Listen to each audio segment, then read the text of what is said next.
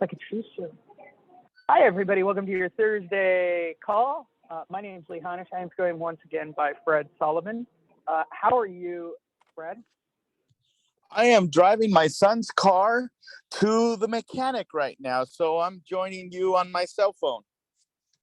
As I'm joining you on a cell phone as I sit in beautiful Starbucks here just outside the port of San Diego. So if there is any background noise, yes, it's the bad jazz of Starbucks you hear in the background. And it is, what happened to coffee house music at Starbucks? I really like the coffee house music type stuff. But with all of that said, this is our Thursday call. If it's your first time being on the call, please feel free to engage, click. If you're watching this as a replay, yesterday's replay, boy, did that do really well. Tuesday did not do so well on replays, but Wednesday, Fred, the 400,000K equity story, plus talks on REO foreclosures and recession, and what Market Watch had to say. Boy, that had an open and a click rate and a watch rate. That was a really, really good video if you have not watched it from yesterday. Did you get any feedback about yesterday? Oh yeah, I did. Normally I post all those links on my Facebook wall, and basically I don't hardly ever get any feedback on that. But yesterday I got a bunch. Fred, because of me. It's because of me. They're always afraid to comment because of me. It's the same way on the boxing show. You would imagine that people in the boxing industry would have the guts to say something to me when I say something crazy. No, those people can't say either. I find it hilarious. I don't know why I put out that aura. It's just the engaging content and those questions that you were bringing up, like, do you think, instead of making a statement, you ask engaging questions to create, banter between. Yeah, and I talked about this yesterday. If you didn't watch yesterday's call, I really did learn this from watching Tucker Carlson, and I'm not a fan of Tucker. I think he stirs the pot, but he is so miraculously good. Can you imagine Joe Biden walking into a lamp? He didn't, but he could. And he said stuff like, these are direct, like, I'm not making up crazy Tucker Carlson quotes. He will say, can you imagine that he's got to take a cognizant test? Our former president did. He was able to identify shapes on a piece of paper. Has Biden done that? He hasn't, but he should. That was this week. He had that conversation on it. Like, for those of you who don't know, the Trump cognizant test, where he was happy that he could say an apple was an apple, like, it was a really low key, like, low bar of stop means stop. When you see red, that's a stop. Like, that's the cognizant test that they take. I've actually seen the test. It's actually kind of insulting. And Trump touted it that, I think at the time, did he say he had the bigliest brain or the bestest brain, or one of those crazy kind of Trump statements that I just love to do. I love his words. Love them. And that's important. And to get back to the point, the way Tucker pokes at that, can you imagine? Well, okay, let's talk about this in terms of dealing with people who've missed payments, Fred. Fred, can you imagine, because you haven't made payments, being thrown out? Can you imagine a sheriff standing at your front door? I want you to close your eyes and think about this.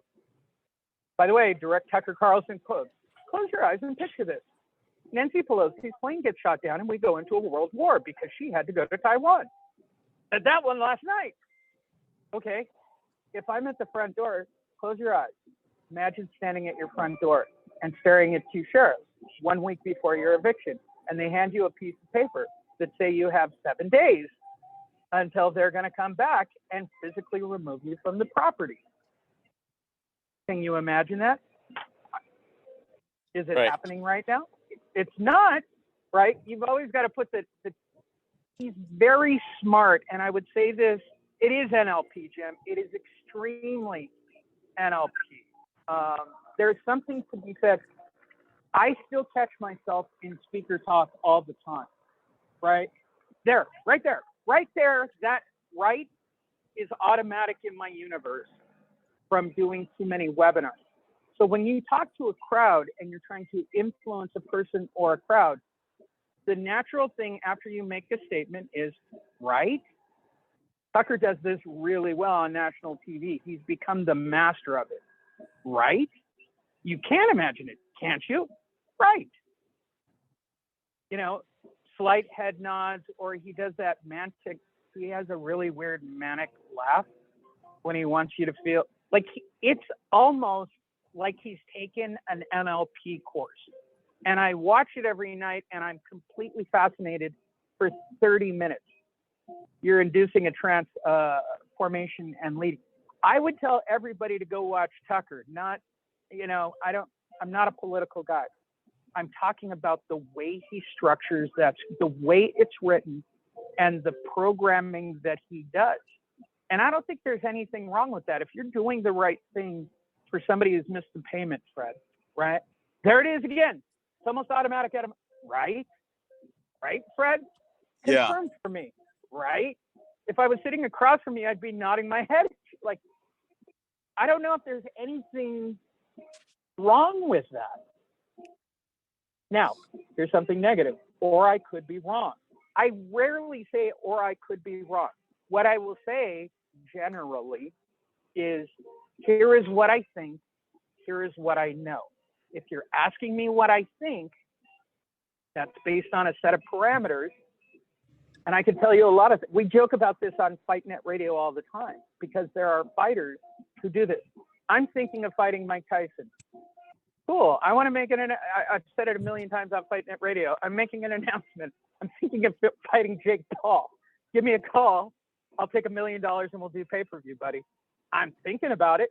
Doesn't mean I'm actually going to do it. Doesn't mean it's actual.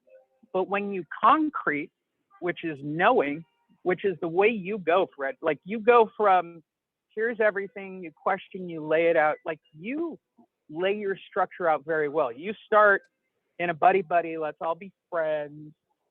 Let's all push this around and poke at the bear and play with the boba bubble a little bit, right? Boba bubble. There's no one on the call. There's some really good references today. You poke at it a little bit, but then you definitively go, get in the car. I'm going to go show you what's for sale. And I'm going to tell you what's really going to happen here. And here's what's really going to happen. You close with expertise. And that is a remarkable thing that you do. You actually ramp up to an expert. You start with trust and like very well. And basically being incredibly lovable and huggable. If you've never met Fred, it's a fact. He's lovable and huggable. And then you ramp straight up into, I'm the expert. It's time for you to listen to me. And I'm willing to bet my entire, career, fortune, life, and my own personal money on this topic. Like you're very definitive once you get to that mode. And I think that's what makes you unique. And I think when you're talking about closing, when you're talking about one-liners for people, I think you have to, everything starts off with can you imagine them coming by? Can you imagine a bank wanting to give you a loan mod when you have equity? You can? Good, because that's actual. How sure of it am I? I'm not sure of it, but can you imagine it? I think there's nothing wrong with using the judicial system practice of creating reasonable doubt in a homeowner's mind who's missed a payment, because they get so definitively set on, this is what's going to happen, Fred. I'm going to win the lottery. After I win the lottery, I'm going to take that forbearance agreement that I owe this money to. I'm going to get a loan mod on that. I'm going to turn around and refinance it, even though I haven't gotten a job yet. And well, I didn't win the lottery yet either, but that's going to happen, Fred. That's really, and if that doesn't happen, then I'm going to file bankruptcy, and that's going to keep me in my house. Yeah. It's so definitive when they get in those, again, back to the 400,000 case. How did you let it get to the 0.01 second? Like, dude, you got a half. I just finished a loan yesterday before I started packing, right? Like my last little thing, I had had a little bit of food, and I was like putting off packing, and I'm staring at it, and I'm watching alone going, these people are dying in the wilderness for $500,000. And I got a dude who barely got in a car to barely go and postpone a sale for the same amount of money. Honest to God, for $500,000, Fred, I'd walk to Los Angeles. Like, this wouldn't be a debate. Would you walk to LA for $500,000? Yeah. Yeah. When do I start? How long do I have to? Is there a time frame? Do I need to run? It's $500,000, and this dude was ready to let it go because of what was happening in his head. Now, fortunately, you and Sally loved it out of him. There's no other word to describe it. You two loved him more than he loved his situation and loved what was happening in his life. Like, you lifted the person up. That's pretty tremendous, Fred. Amazingly tremendous. I got aggressive with him. And by the way, I do remember what we were supposed to talk about today, but I'll finish this thought. I got aggressive with him, and I thought I got a little too aggressive with him in the point that I'm like, hey, you got to listen to me right now. You got to get to that trustee sale. You got to make sure they don't mistakenly sell your property at the trustee sale. You got to go there. You got to bring your Chapter 13 bankruptcy filing paperwork with you, and you got to show it to the trustee and walk up to him and just say, is my case on the docket today to go to the trustee sale? And if it is, here's my piece of paper showing you that the bankruptcy was filed. So not only did we figure out that he had to get it filed, not only did we figure out that he could get it filed by calling my bankruptcy friend and having him on the phone, and my bankruptcy friend not even knowing that my client was on the phone, and then sending an email to him saying, hey, don't hold us harmless, and that, this is not legal advice. This is telling you the sky is blue and 2 + 2 is 4, and that we're just giving you some information here, but please check with your own attorney. Hey, Fred, I don't have an attorney. Hey, Fred, I can't afford an attorney. Then if you would like to believe what my friend told me to be true, that you heard the conversation of, then I'm okay with that. And please go ahead and figure out, if this is something that is going to be beneficial to you. And if it is, then go file that bankruptcy yesterday. And so, he listened, and then he borrowed his neighbor's car so he could drive down to the trustee sale in Pomona. And then I came up with the idea, hey, you know what? You're not the only one that needs help doing this. There's other people that we can help. And we talked about, basically starting a business to help people file Chapter 13, a self-starter type kit. And that's what we were going to talk about a little bit today, from what I remember. Yeah, that was one of the things. And I would pose this to T. Miller on the topic. Is there something to be said for, because what you told him as I'm reviewing it, did he believe it based on your tone and your demeanor? Because from a technical standpoint, is there something to be said about the savviness of, we talked about it forever, the savviness of the actual homeowner, right? You don't ever really want to deal with high-end clients, like multi-million-dollar people who are actively in foreclosure. And we don't generally target those for anybody we get leads for, because those people automatically get lawyers and believe that they understand the process. And then there's the other end of the spectrum where, dude, what do you do? Like, it's almost what you were conveying from a feeling standpoint was sort of the brothing of, dude, what are you doing? You just chucked that rock at that car. Like, what went through your brain at that moment? Like, you realize, that's a police car you just whizzed a rock by, kind of mentality. And just to put some immediacy on it, did he understand the implications of everything that was happening, or the technical standpoints of everything that was happening? Or did he, and there's something to be said about this, did he feel the emotion from you and Sally on the immediacy? Sally writes, I gave him the same message, so you guys were concurrent.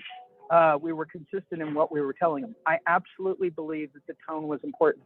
I do too, right? I don't have to talk to dogs in words and teach them how to sit or how to behave or come towards me. Most dogs behave based on tone and demeanor. I believe humans are the same way. I believe that's in my thinking category.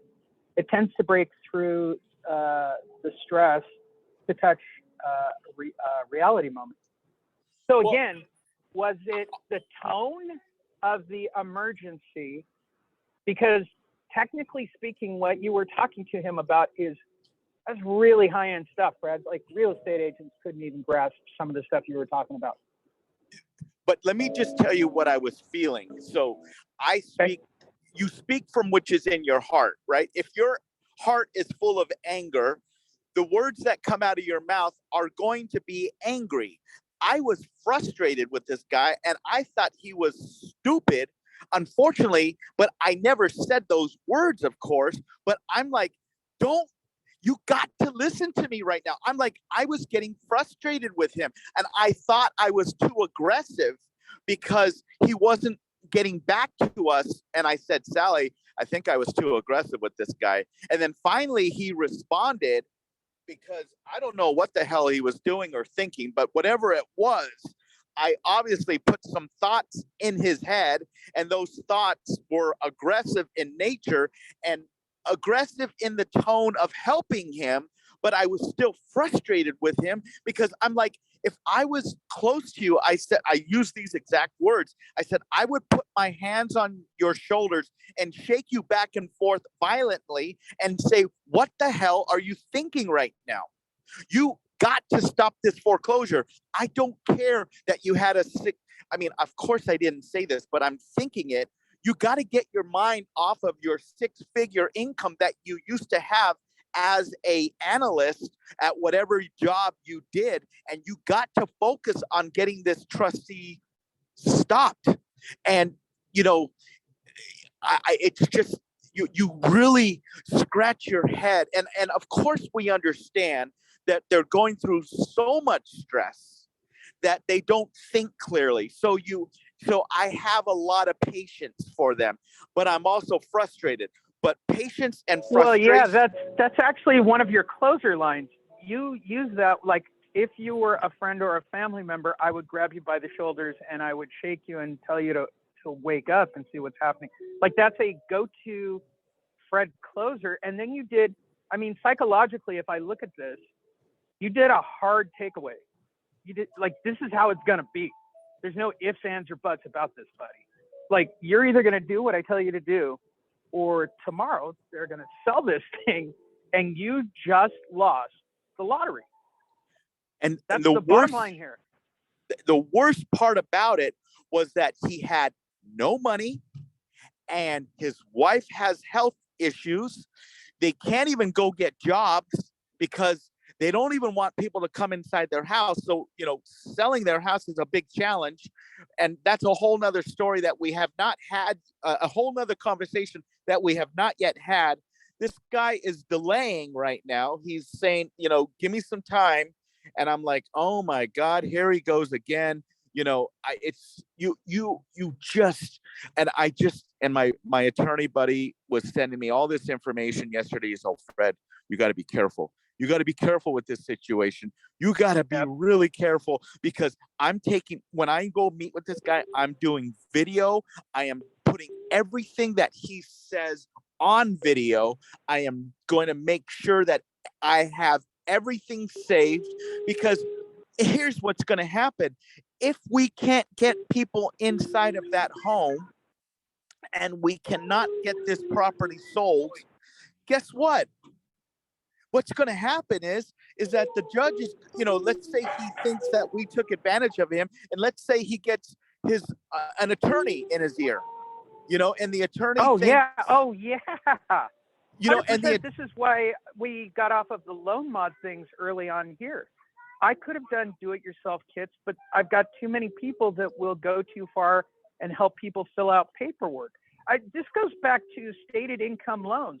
I mean, I remember sitting there and watching my loan guy, you know, on one of my properties, hand me paperwork with all the numbers filled out exactly right, like to make the deal happen. And being an asset manager, I'm like, yeah, that's not how this works. Like in my head, I'm saying to myself, that's not how this works.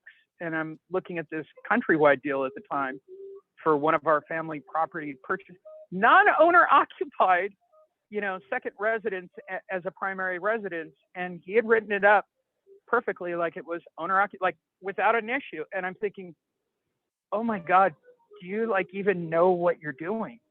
Like, I mean, I wanted the deal because it was a great deal, but and I couldn't talk my family out of making the deal. So, you know, I just went along for the ride to make sure that it was slightly on the level. But how many times does it happen in our industry? And this is why we get the bad rap. And this goes back to where we started with this guy, which is everybody seems to be in it for themselves and not for the homeowner. Well, yeah, let me tell yeah. Let me tell you what my attorney told me. You know, this is my closest friend, right? And so, you know, here I am. I want to bring this guy's loan current so we can either fix up the house or sell the house as is, because he can't qualify for a reverse mortgage, even though he probably has enough equity, but he can't qualify for a reverse mortgage because he can't provide proof that he has enough income to pay for the property taxes, the homeowner's insurance. So basically, this guy is stuck selling his house. And so I was thinking, I sent him a thing, Amazon work from home. You know, I saw something on Facebook that said Amazon jobs where you can work from home. So this guy needs to work from home, and he needs to provide proof in order to qualify for a reverse mortgage that he can pay for the property taxes and homeowners insurance. So if he doesn't have a job and he can't provide proof, the other option is selling. And the other option, and in order to sell, he's either going to fix up the property or he's going to sell it as is. So my buddy's all, hey, Freddie, 99% of these deals have no problem, right? They have no problem, but it's that 1%. And if he goes and complains to an attorney that he thinks that you're one of these foreclosure scammer guys that's trying to steal his equity from him, guess what? You're going to have a very expensive lawsuit to deal with.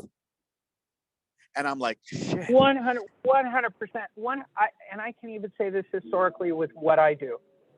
I generally don't have problems with people in the coaching group. There are some people who want things quicker and they get frustrated because we are a mom and pop and they request refunds based on the speed for which things happen around here. That's fine. Okay. But again, go try that with Tom Ferry. All right.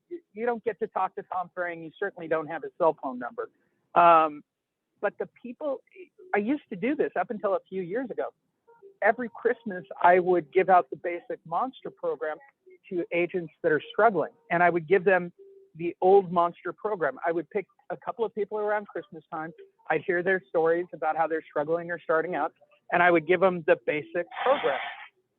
Those people are the biggest pains in the butts that I have ever dealt with. And I stopped doing it because almost to a person, the more I tried to help them, the more they were ready to chew off my fingers and make life.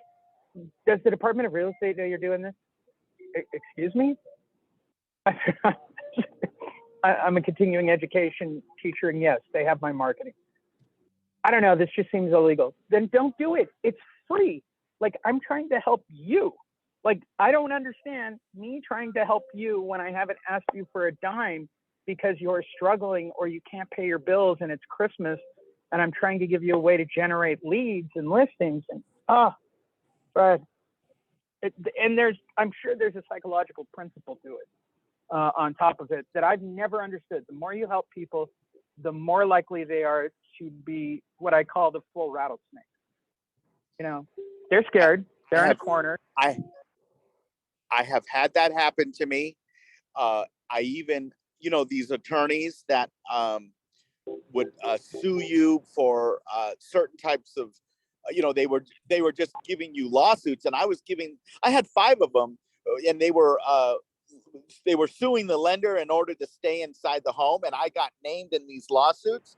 And each one of them cost me about $25,000 to defend myself, when all I did was a 0-cost loan, and I gave them a 30-year fixed mortgage. How deceptive is that? But I had to pay money to defend myself, whether I was right or whether I was wrong. And so in desperate times, people do desperate things. So it is very possible that I could get a lawsuit from a person like this. And that is why I am being very careful, and I'm not being super aggressive with the guy. I'm just telling him that, hey, what's your action plan? Do you want my help? That's my approach. And everything that I'm doing, any meetings that I have with this guy, we're going to put it on video, and we're going to record it. And I'm going to save that until the day that I die, if I have to, or the day until the day that person dies, because you never know when they're going to go talk to an attorney and they're going to say, well, that guy was taking advantage of you, blah, blah, blah. And people have a feeling inside their body, and that feeling is, hey, I think I'm getting taken advantage of here. Or that feeling is, I think these people are really trying to help me here. So really, yeah, well, it's not like human nature. I mean, it really isn't in real estate. We don't live in a culture in the real estate community of, I think the hardest image home advocates has to overcome is the image of people in real estate. There's a reason why I push so hard to put us at page 1. I'm proud of the message that we put out. I'm proud of our mission statement. I'm proud of the people that I coach. Do I have problem children? I've had problem children over the last year and a half. Okay. But by and far, it's gotten everybody into a different mindset. The one thing I can safely say that your investment into this program got you was a completely different philosophy than what is traditionally real estate. And I don't think that was true with Short Sale Genius. That was very much a forward sales approach, probably even the early version of the Monster. I'll give credit to David Bartels, right? David Bartels, and maybe when I started Certified Distress, what was it, CDAT, Certified Default Advocate Training, or whatever craziness. I think there's something that I saw, the writing on the wall was definitely, why can't we live by the code of ethics? Like, clearly you all signed off on the code of ethics. I just don't know why people don't live by the code of ethics in real estate circles. And it's interesting. Sally actually wrote a great one-liner, as we're on that topic. Focus on the moment. I agree. That goes back to Fred's point. I would wonder, and maybe Dr. Miller has better perspective, what is it with the midterm test scenario of waiting until midnight the day before the test before you study for the test instead of studying all along? Same thing happened with the move. I knew 30 days ago that this was going to happen. I know the dates that I set. I know where I was turning power off. I had all these conversations. They're actually, they've gotten access to the property. There's a key in the front door waiting for them to go in. Like, I knew these things were all going to happen, but I didn't start packing till, I don't know, 8 or 9 o'clock last night, Fred. An entire house of stuff at the last minute, literally at the last minute. And it brings up the point of your guy. Why the last minute? Like, you knew the date was coming. I'm very interested when you meet with him, what his answer was for waiting till the last second. Yeah, and wondering what he thought would have happened. I can't wait to get that answer on video. And I've already planted the seed that we're that question. But of course, his goal right now is to protect his equity, because now he was able to do that by getting a, the Chapter 13 filed, and we got it off the calendar until September 6th. At least that's the date that he told me. But now we got to come up with an action plan. And he's told me. Has anybody confirmed that, by the way, that he actually did this?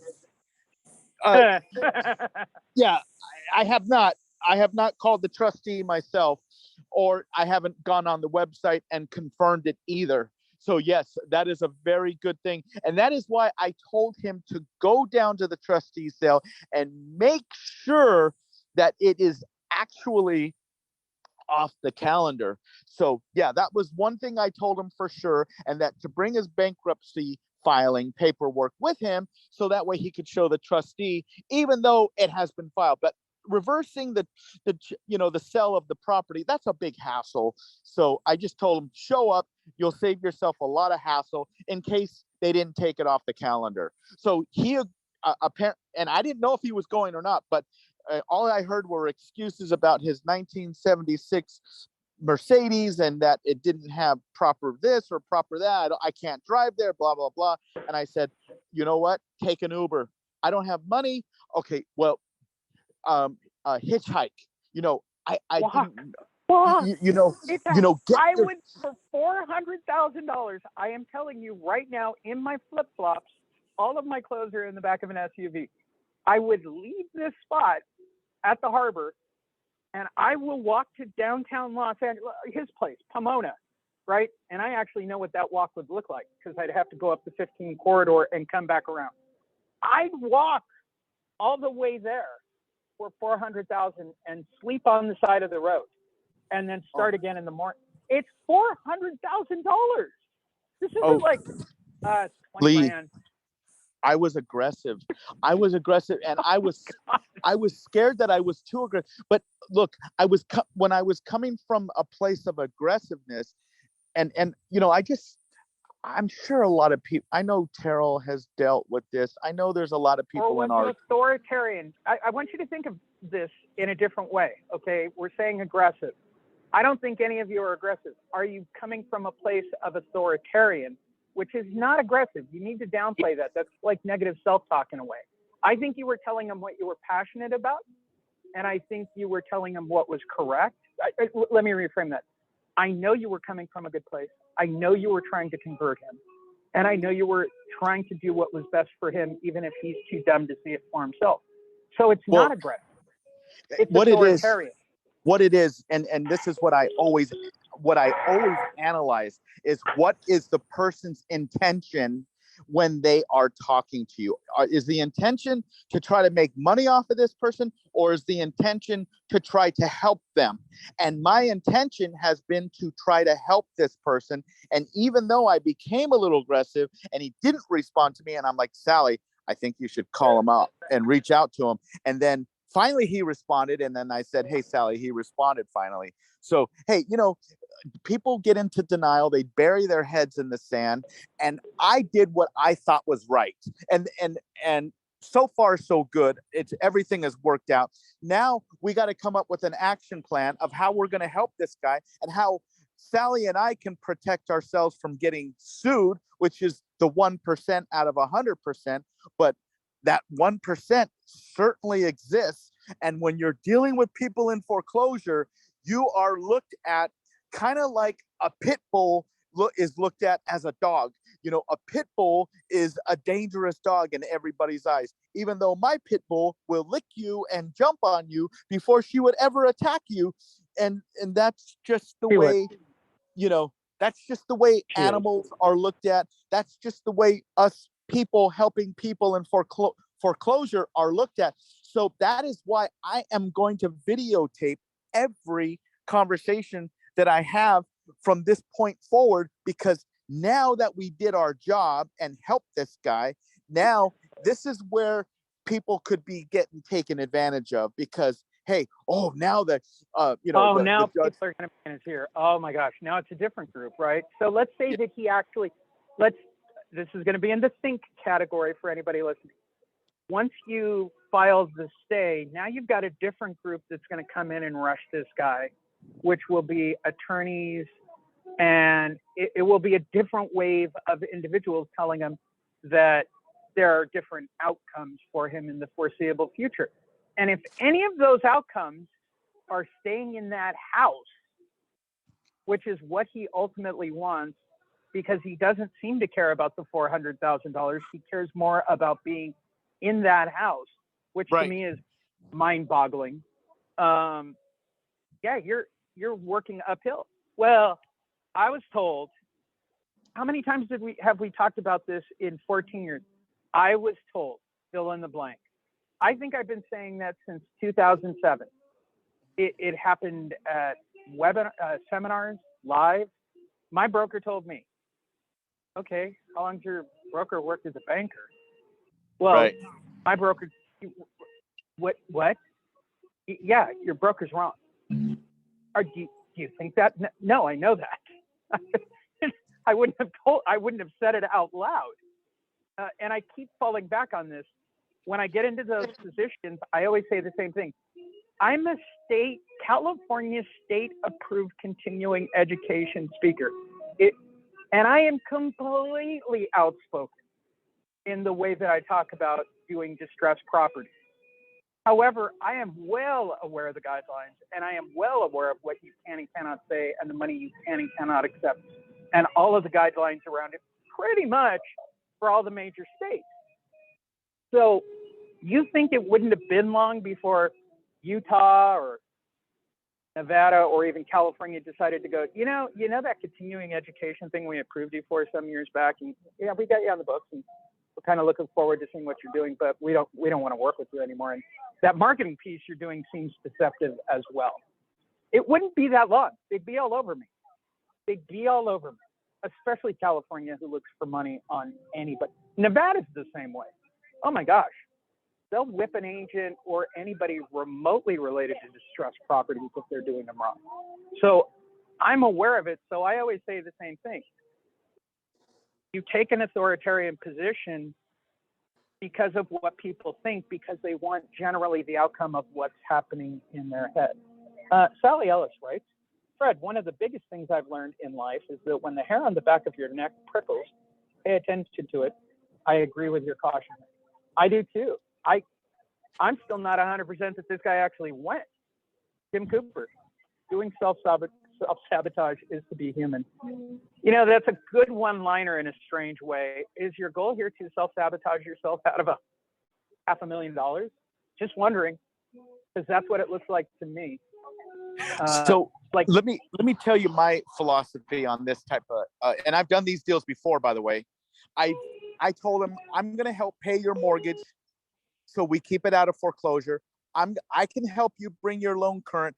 And my attorney buddy says, Fred, you're nuts. I said, Johnny, I've done it before.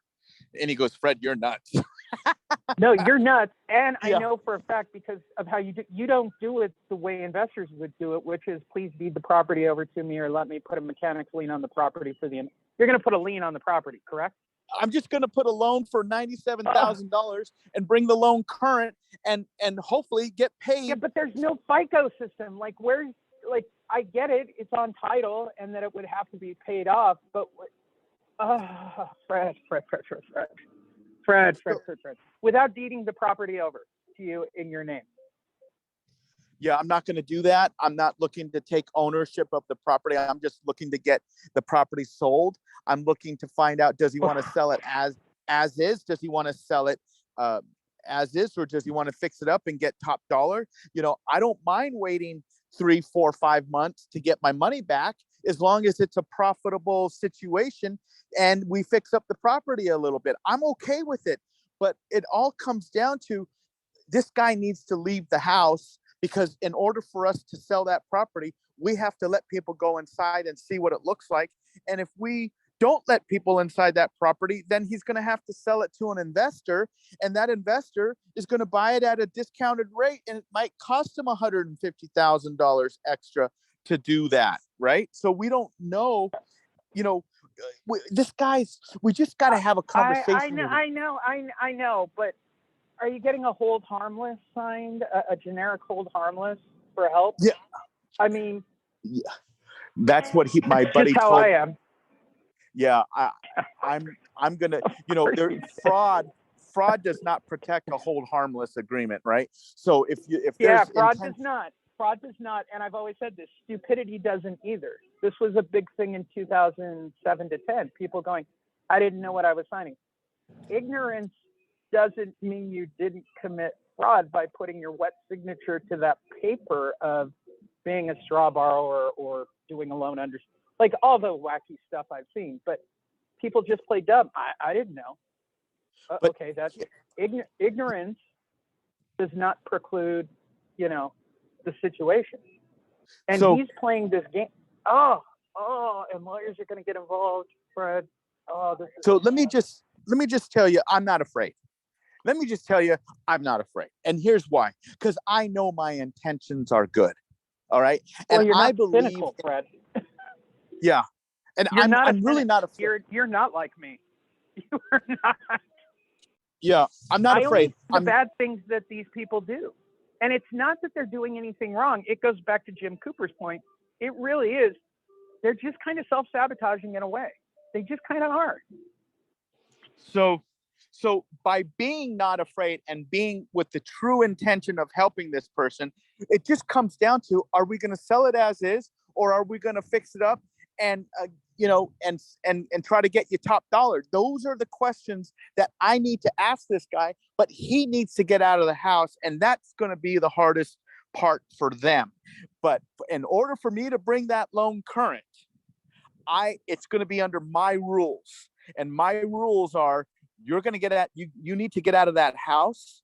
And if we need to rent a RV for you for the next 2 or 3 months, then so be it. We'll rent an RV for you and we'll pay that and that cost for you. But of course, we're going to get paid back when you sell the house. But in order for us to sell this house, we need to get you out. And either we're going to fix it up or sell it as is. And if we sell it as is, it might take 6 months. If we fix it up, it might take 3 or 4 months before we get, it in escrow for you. I don't know, but I do know the LA market is a stronger market than, a lot of areas. So, well, the LA County, this is up near Magic Mountain in Santa Clarita, kind of near where Sally lives. And so anyways, I'm not afraid to help. I'm going to get this next conversation is going to be videotaped. I am going to make sure that I protect myself. I'm going to make sure I protect Sally, and we're going to figure out what this guy wants to do.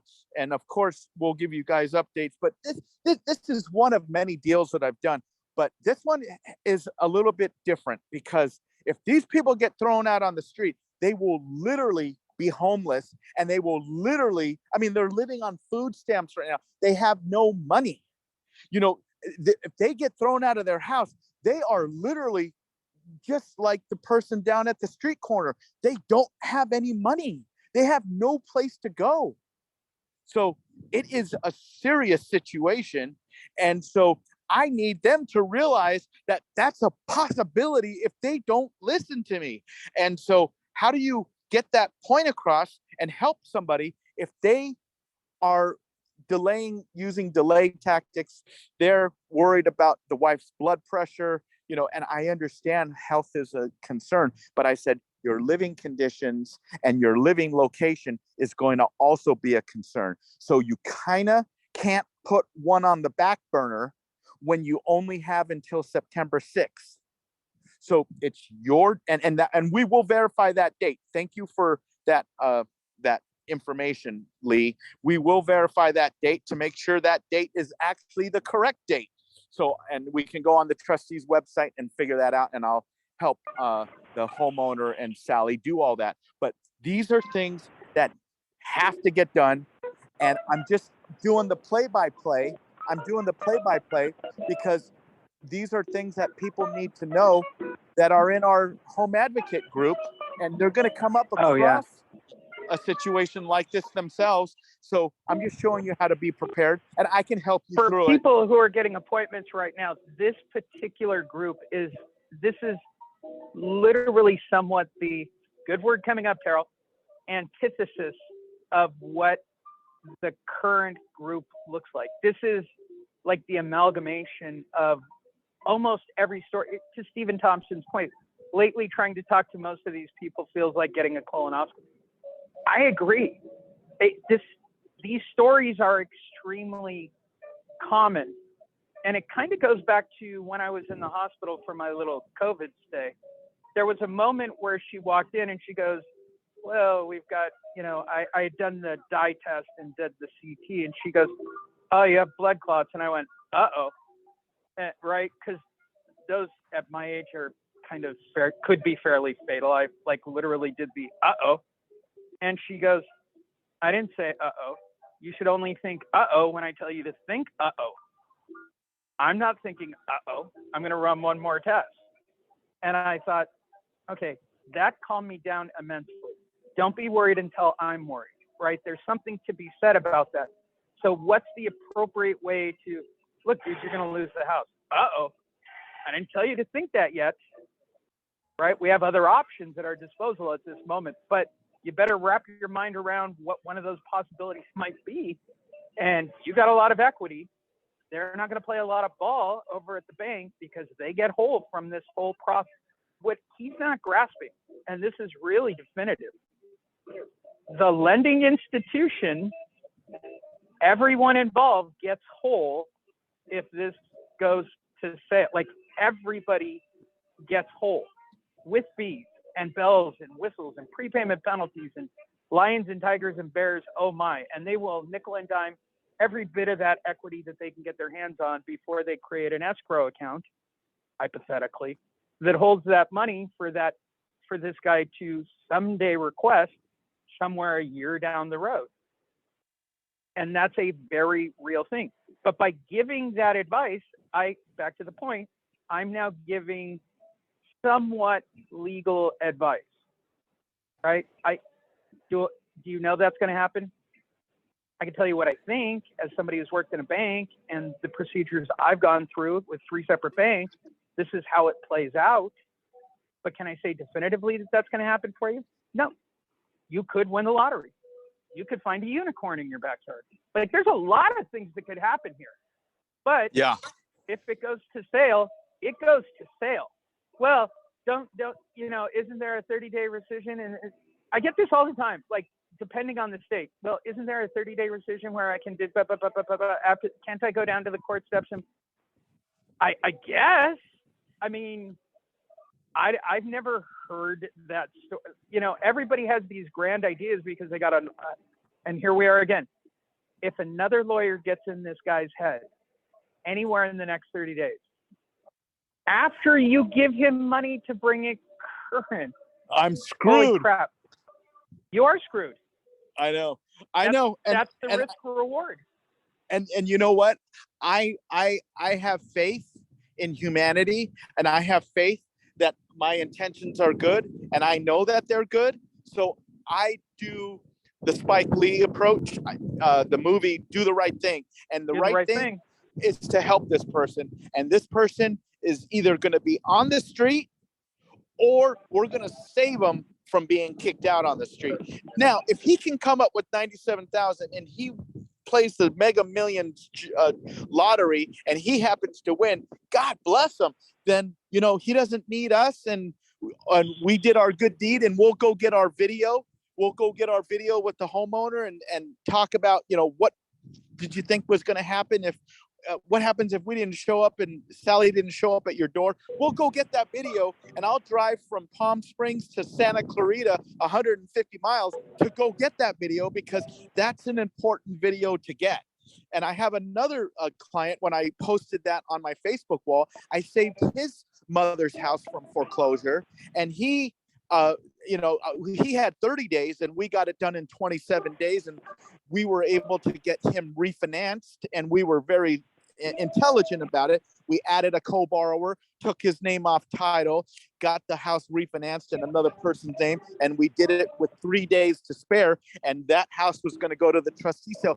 And these people started commenting on my Facebook wall when I posted that video, the thing that you posted regarding, yesterday's coaching call. So I got more response on this coaching call, Facebook post than I have gotten on any of the other ones. And it's just because we helped somebody save their house from foreclosure. It's a big deal. It's a big deal to do that. And so I'm going with my instinct. Huge deal. I'm going with my completely agree. instinct. And Jim Cooper actually gave another great one-liner. See, I am going to get my one-liner theme in here. What's the probable, almost certain future that will happen if you lose the home? Oh, great line. That's a great one-liner. That you don't even want to ask someone who that question. The answer to that question is death. So according to Sally, and that's what Sally's saying, right? Like, she's dead in a week. What's the probable, almost certain? I wouldn't even put the word probable. In your mind, what is the certain future that will happen if you lose that home? My wife will more than likely die in a very short period of time. Okay, why are you screwing around with this? Yeah. If that's in your head and that's the answer you just gave, my question's going to be the same. Then why are you screwing around with this? What are you doing? And your closer would be great right here. If you were a family member, I would grab you and shake you. Exactly. And that's truly how I feel too, because I do get frustrated with stupidity. I must admit that's one thing that gets under my skin, but my intentions are to help them. And so I speak from a place of passion because I don't want to see them lose their home. And I'm truly there to help them. And people who know me and know my character know that's true.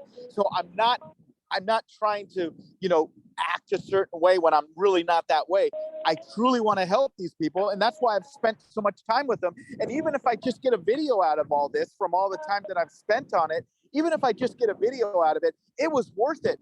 It was worth it to me. But I think I don't know if it's $97,000 worth it, Fred. I mean, I got to be honest.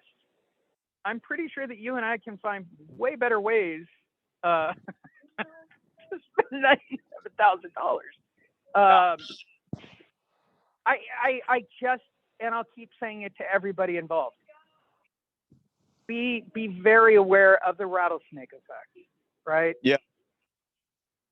I don't think rattlesnakes mean to strike. They strike out of fear. That's from what I've seen on the Discovery shows.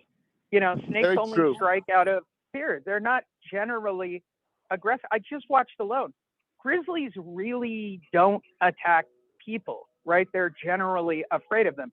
Doesn't mean they can't run down the hill if they're protecting their young, or they think they're about to lose something primal. Like, they will run you over and take you out. It's 1,600 pounds of bear coming at you. And I think you have to have a very healthy respect for, okay, it's not the homeowner, it's everybody else that's gotten inside this person's head. And I think you have to actually really look at that. And by the way, I'm going to put this in because he made a point of, he goes, Jim says, keep the word probable. It allows the imagination to engage. I agree. So again, what is the probable, almost certain future that will happen if you lose that home? I think this is a great door line. Okay, so your plan is to get a loan mod or a forbearance agreement or win the lottery. Cool. I'm just wondering, what's the probable, almost certain future that will happen here if you lose this home? That's like I don't know. The Nino Sabroso line when he says, "What did the bank do to you?" Or what's his line? What will the bank do to you? What's your plan B? He's the other guy. Yeah. He also came up with, what's your plan B, right? And I still think that plan B is probably a much better passive statement. It's not this is extremely aggressive. You're planting one vision in their head, which is, imagine yourself standing there with the sheriff. Let me walk you through the scenario. You will, 1 week before you're evicted, have a sheriff show up at your door. It will present you with a document with the day that you have to be out by 6 a.m. And then sometime on that day, during that day, they will show up with, a representative of the bank to come and change the locks after doing an unlawful detainer and ultimately charging you whatever back fees and rents and you know, whatever else they can get away with, certainly in California. Can you envision that in your mind? In this particular Same case, way. and those are good questions, but in this particular case, this is going to be sold at the trustee sale. There's an investor that's going to come knock on his door and say, how much time do you need to get out? And the homeowner is going to say, what? Yeah. I got 5. Yeah, it's I've been watching my Discovery Plus app. Shoot me, people. But I've been watching Richard Rawlings on Gas Monkey Garage and how he negotiates when he's buying a car. And they'll say some crazy number. I want $10,000 for this car. He goes, I think it's $5,000 all day long. And they'll go, no, I couldn't do it less for 10. And then the minute he pulls out a wad of $5,000 and shows it to him. And by the way, this is how Cash for Keys is incredibly effective. They literally pull out a cashier's check made out in their name, $5,000. Here's $5,000 right here. All you got to do is hand me your keys and sign a piece of paper, and you got $5,000 and you're ready to go. Or $10,000 or $15,000. That's how that works. Cash in hand is always key. Unfortunately, show me the money is the term in that one movie, right? Show me the money. Yep. Well, here it is right here in front of you. So this is 100%. Really good stuff. It talks about the mindset that these people are in. And it talks about, you know, what we talked about today was how to handle it and the way that I handled it. And I don't even know if it was the best way that I handled it. I think it was brilliant. I think you both handled it brilliantly. I think you both ramped it up right to the right level. I think you created the authoritarian spot where you had to. I think you inserted you were a family member mentality. If I was talking to a family friend or a family member, and by the way, I did this so much that I just stopped doing it altogether. I've actually distanced myself from basically family and friends who ask me real estate advice, because ultimately they're not going to do what I told them to do because I didn't charge them money. I've got a guy that'll stop my foreclosure for $1,000. Okay, well, that's illegal. Are they like? I'll go through all the scenarios and explain why what they say is illegal, and ultimately they'll do it. I've had people that I've known very well that I consider friends that I have lost because they wouldn't take investor advice from me, and then got mad at me that I didn't stop them from, you know, cutting off their nose. I'm gonna refinance all of my investment properties, and I'm gonna keep the stuff in Arizona. No, please don't do that. Just sell them off and take the loss. Sell it off and take the loss. Well, you're just saying that because you're an asset manager, right? That's why I'm saying it. That's what a bank would do. If my boss came to me and gave me your scenario, here's what I tell him: sell it off, take the loss. Don't stretch this out. It's a mistake. Didn't do it, and I got screwed on the deal and actually lost a couple of very close friends. Had someone I knew very well who had a cash for keys sitting in front of them. I'm like, yeah, but you could make more doing X, Y, Z. And are they precluding the debt? I don't care if they want me to still pay for the debt. And they got nailed for the debt and then got mad at me because, well, why didn't you tell me about it? I did. And this, like, these stories go on and on and on for me, to the point where I'd rather have friends and family. I mean, I don't have a lot of friends to begin with. So it's very rare when I will insert myself of, you want less friends and less family. It's tough. And now you're talking about homeowners that are scared and backed into a corner. Yeah, my cynical side immediately goes, did this guy really go to Pomona? Like, that's the asset manager in my brain. Did he really go to Pomona? I think he did. I think he did too. Jim Cooper, another great one-liner. He keeps firing these out. Wait, where's the last one? And I'm going to give you guys one quick breakdown on these one-liners. We'll turn this off. I know we went long. We always do. This was such a good topic. Fred will get lots of great comments. If I post it on my timeline, I will get no comments. What are we going to do about it if that doesn't work out? Is a great line, right? So what's your plan? Well, I'm going to do X, Y, Z. Okay, that's great. And what are you going to do if that doesn't work out? This is the offset to the Nino Sabroso line, right? This is Right. easier than the Plan B pill. I like the Plan B discussion a lot. I do. I've said it a million times. It really works well. But it would be more like what a did the plan. bank do to you? Yep. Yeah. It'd be more like a Go ahead. plan C. The plan, the Plan B line, and then the Plan C line would be, well, what are you going to do if that doesn't work out? So you get them. You kind of just keep on taking it deeper and deeper, and those questions are very stress-causing questions for these people because they don't want to face those answers, especially in a situation where they have absolutely no money and they're going to be kicked out on the street and they will literally be homeless. So in those types of situations, it's really, you got to be gentle with these people, but at the same time, you got to tell them, look, we have time. We can do some things. We need to come up with a plan. We got 30 days, well, 32 days now, or whatever the amount of time is. We got 32 days. And let me tell you what your best options are. I'll go over all your options, but let me tell you what your best options are. And then you need to tell me what makes the most amount of sense for your situation. So that's the bottom line. That's, his ultimate goal is he needs to get a job and do a reverse mortgage. They don't want to leave. That's what they really need to do. In this particular instance, a reverse mortgage makes a lot of sense because if this girl gets kicked out of the house or whatever the case may be, she could die. And that's, what value does money have when you are no longer alive? Not much, right? But that doesn't mean both of them are going to die. It just means that one of them are going to die. So all these lines that Jim has and Nino Sabroso, and we're still talking about these lines from an event that was 10 years ago, right? I think he said 10 years ago, and they still are germane today, right? I know the offset question. Well, and here's what I was thinking through this whole process. Would there be a psychological advantage? And by the way, this is all NLP and it's all psychology and it's all about creating doubt and it's all about creating credibility and trust and in everything we've talked about when it comes to script conversion, all these one-liners.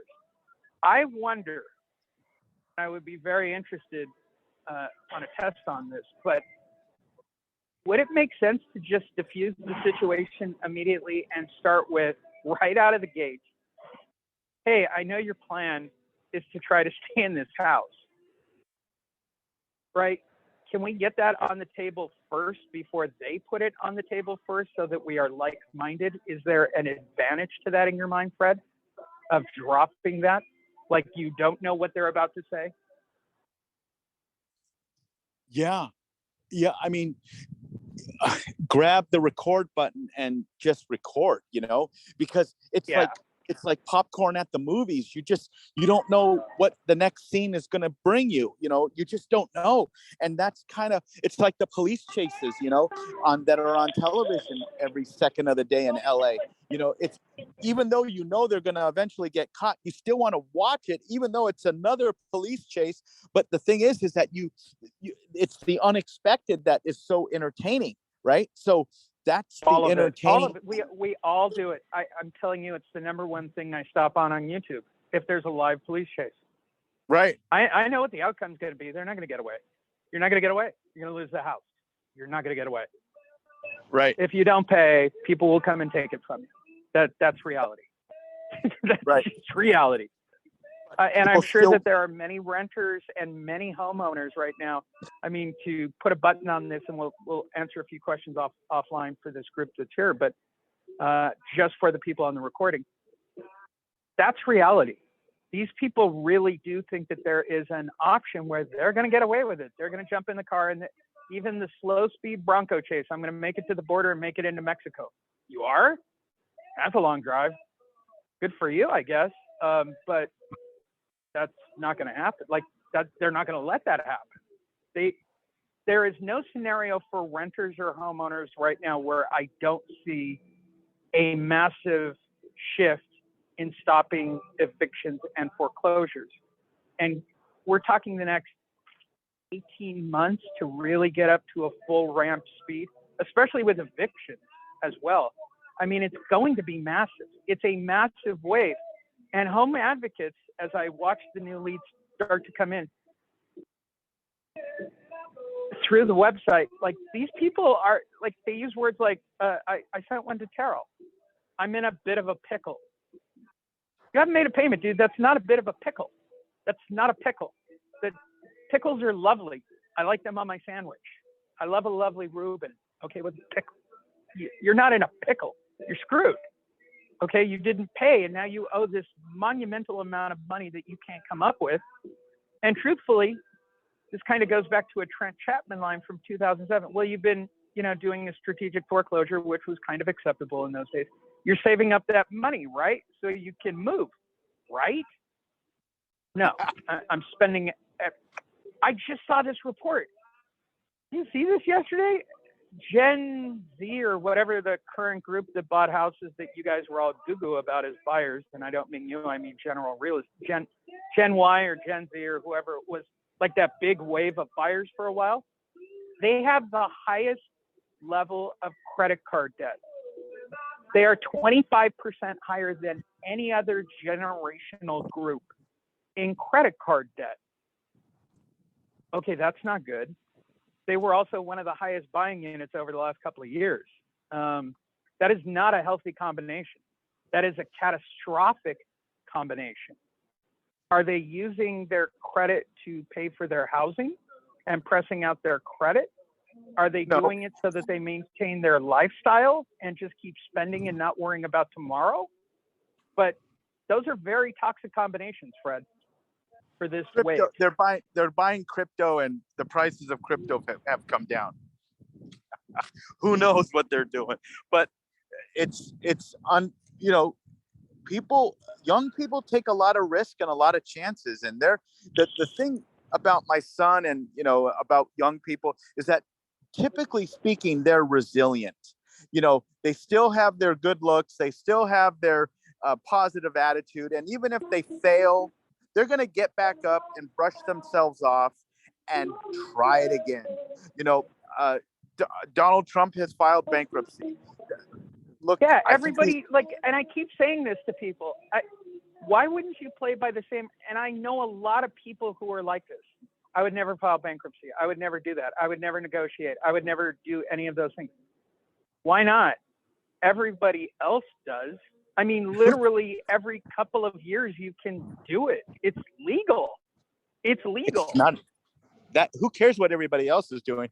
You got to protect your freaking assets. And if your assets are 400,000 and you're going to get thrown out on the street, you better put your pride aside and file that BK so you can save yourself from getting kicked out on the streets.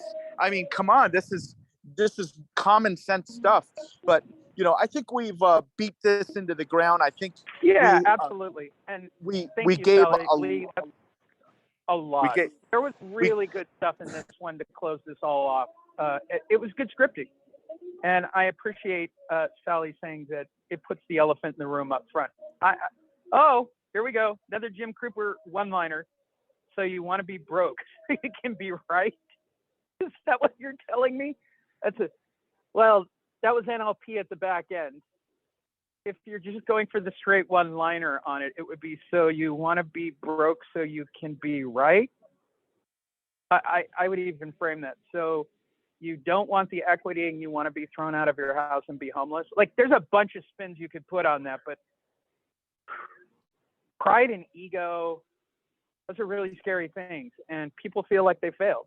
And I mean, it kind of goes back to where we started on this. I knew when I was moving. I knew 30 days ago when I started setting all my timelines. I didn't start back until 8 o'clock last night to leave first thing this morning. One thing that a woman does better than a man is they know how to be. They know how to. What is the word that I'm looking for? They know how to be more empathetic. Right. Empathetic is correct. And then use that empathy that they have as their motherly instincts allow them to. And they know, hey, you know what? That comment's probably a little bit too aggressive. Hey, you know what? I think they need a few more softer comments to add up to one big comment. So you need to use your empathy as an advocate to help them and make sure that your intentions are always to help them. And of course, we know this already, but it's when we have these great one-liners, and they are great. I mean, they all make a hell of a lot of sense. But to me, that'd be like, you know, you're adding salt to a wound, and it hurts these people. So you got to just know when, you know, the song with Kenny Rogers, you know when to fold them, right? You know when to you know, stop with the one-liners and start being more empathetic and say, look, you got to listen to me here. Okay. I would say a little sand in the oyster also creates a pearl as well.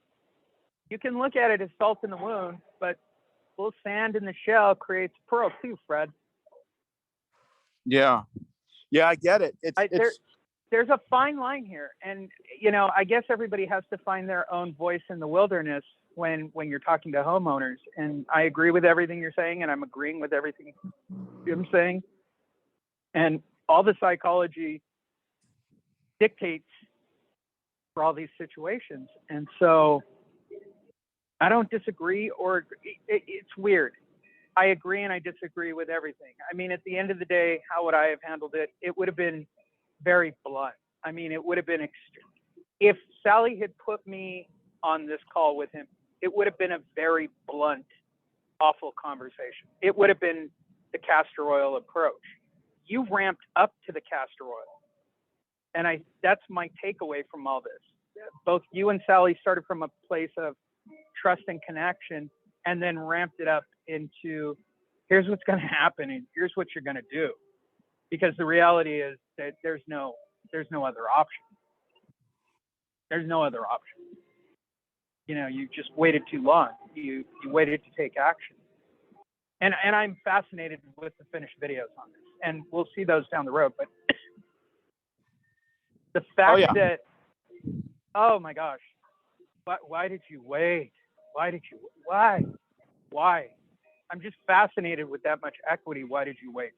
Oh my God. That's the worst. They don't want to move. That's just what it comes down to. They don't want to move. It's too much for them to move. So I get it, but I think we have a really good. I think we did great. I think this is a great part 1 and a part 2, and Fred will get lots of great comments online. Fred, give out your information so people can call you and do loans with you, because you're the best broker ever. Voted number 1 by me. Well, thank you. I appreciate it. My phone number is 714-403-7334. That's my cell. I always answer it, even if I'm on the other line. I don't answer it during my coaching calls. I try to. If a lot of times Lee will talk, and then I'll just say, hey, you know, I'll give you a call right back. I couldn't do that today because then I would disconnect myself from the call because I'm using my cell phone for this. But generally speaking, I always answer my phone, even if I'm in these events, or I'll text back and say, hey, I'm in a coaching call right now. Let me call you back at 10:45 or whatever the case may be. So yeah, it's important to get back to people. It's important to answer your phone, and it's important to be knowledgeable, and it's important to have the right intentions. And if you do that, like, even though my attorney buddy warned the hell out of me, even though he's, you know, tried to scare the hell out of me, and I know he's been on the receiving end of a couple of my ex relationships, so he knows how people are, and so do I. I've dealt with some freaking lions in some cages, and I've had a lot of unfortunate circumstances when I really treated people well. And you know, and then I asked myself, did I treat these people well? You know, I'm like did I deserve this? Like, and I'm like, no, I didn't. But you know, it makes you second guess yourself, because when bad things happen to you, you got to ask yourself, did I really deserve this? Shit, maybe I did. I don't know. But maybe it was when I did something wrong when I was a little kid growing up, and it's all coming back to me now. Who knows what it is? But whatever it is, right now, my intentions are to truly help these people, and I'll help anybody in this group, even if you're, in Colorado or Florida. I don't know what the foreclosure laws in those states are. I know what they are in California, but I can certainly tell you what. They're honestly generally about the same. And if anybody has a question, ask me. I kind of make it my job. But I believe it's Shelly. Did I get the name correct? She said, "Can you repeat that number one more time, Fred?" Oh, okay. It's 714-403-7334. That's my cell phone. And I always carry it. I'm talking on it right now. So if you have any questions or any buyers looking to buy, or, have a seller in this situation, I will walk you through it like I did with Sally. I get satisfaction out of this. Thankfully, I'm not too busy right now, so I have time to help people. And I do get gratification from it. So it does feel good. And whether this guy ends up doing business with us or not, which I think he will, but whether he does or not, I'm still going to go get a video out of it. So I'm always going to get something that I can use of value to help other people in the same situation. And so hopefully, and anybody who is in these situations and they need a little hand holding, and Sally's really knowledgeable. I mean, Sally did the best thing. Very knowledgeable. Very, very, very, very knowledgeable. Oh my gosh. Not to mention she handles investments. She handles retirement. She handles insurance. She's brilliant. That's why we actually did a Thursday with Sally. It's no different than talking to Steve Love about wanting to be an investor. This group is incredibly unique, as I do a segue of, there's a reason to join Home Advocates. 1, you'll be on page 1 of Google. 2, you will get leads sent to you. And 3, I guarantee I'll put you face to face with these people that ultimately 80% of them will have to sell. We are once again playing out that scenario. 8 out of 10 people, once they've missed 3 full payments, will never make another payment again. It's just a game of math in my universe, and that's why we spend so long on these topics. There's a link in the chat bar. If you're getting this by email, there's a link. If you're watching this on a replay on any of the platforms, there should be a link down below it so that you can get, upgrade pricing. And of course, email marketing. It's my new biggest passion of generating. It takes a week or 2 to clean your list because your lists are, wow, I really wish you guys would have done something with your list long before I asked you to do something with your list, which would make scrubbing them less time consuming. But I'm learning from the process, Fred. Here's what I'm learning. Boy, these email lists haven't been used in a while and nobody's checking these email addresses. It's very interesting. And you also got to check against the do not call lists. Yeah, those are all definitely things. Constant Contact does that for you automatically. They do. That's why I'm able to use Constant Contact. I use Constant Contact. I don't use a free email service or even my own server. I use Constant Contact. So it's actually got a 95% delivery rate, even to Yahoo and Gmail, which is mind-boggling to me. My current open rate dropped, Fred, from 67% to 64%. I am heartbroken. Get it together, Lee. I'll be okay. I'll be okay at 64% for right now. I'll get it back together. Sally Ellis, Lee, the biggest asset of the group is the quality of the participants and the depth of knowledge we can share with each other. I agree. I think we do a phenomenal job. I 100% agree with that statement, because everybody can learn from each other. And in this particular instance, I learned that you can file another Chapter 13 2 years after the original file date. I Googled it. I got an answer online. I called up my buddy who I trust. My buddy who I trust told me that that is correct. So we told this guy to go file another Chapter 13, and he was all hesitant and I can't do fraud and I can't do something that's illegal. I said, do you want to protect your $400,000 of equity? Listen to me. My God, these people. Well, and here's the interesting, and again, I know we're back to the one-liners, but why do you think it's fraud, bro? Like, who put that in your head that it's fraud? Well, isn't it? That's usually the answer I get, where that sounds like fraud. Why do you think it's fraud? Like, who told you? Like, where did that we're not, again, I'm back to those things of, why do you think it's fraud? Like, it's going to get Trump does it dismissed every anyways. Who cares? We're going to bring the loan current. We're going to get it dismissed. It's not a big deal. We just saved your butt.